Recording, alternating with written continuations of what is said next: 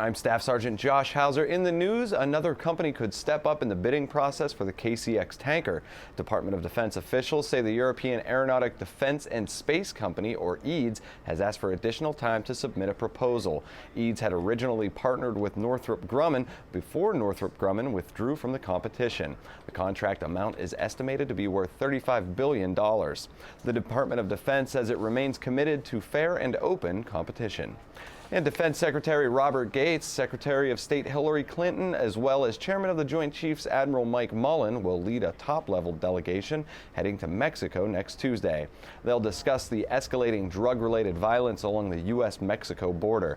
Officials say the meetings there will focus on the challenges that lie ahead in fighting the drug cartels and driving out traffickers. The trip comes after 3 Americans with ties to the U.S. consulate were killed last weekend in Juarez. Earlier this week, Texas Governor Rick Perry deployed National Guard helicopters and crews to support aviation missions along the Rio Grande River. The Defense Department has announced another month of strong recruiting numbers for its active and reserve components. Defense officials say the Army, Navy, and Air Force all met or exceeded their recruiting targets for February. The Marine Corps purposefully missed its monthly goal to ensure its end strength stayed within authorized levels. All 6 reserve components also met or exceeded their targets.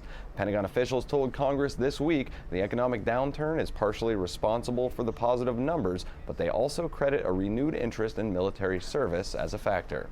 In Afghanistan, the International Security Assistance Force Joint Command held a conference for provincial reconstruction teams in Kabul.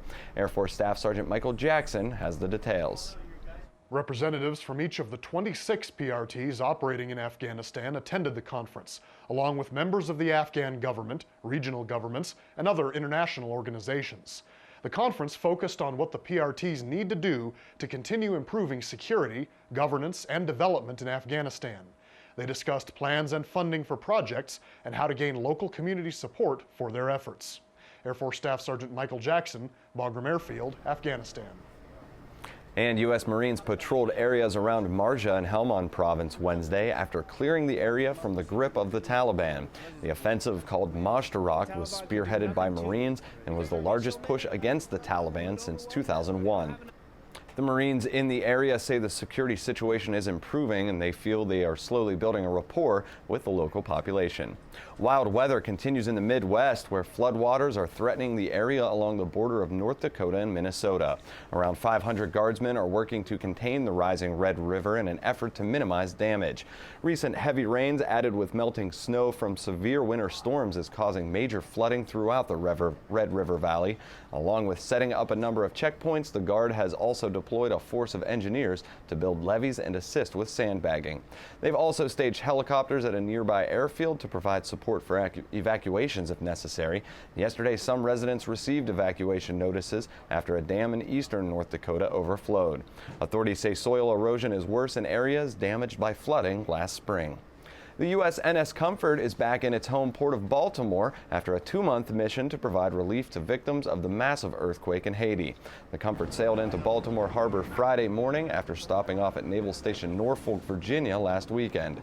The ship deployed from Baltimore January 16th in support of Operation Unified Response. That was the international relief mission to Haiti.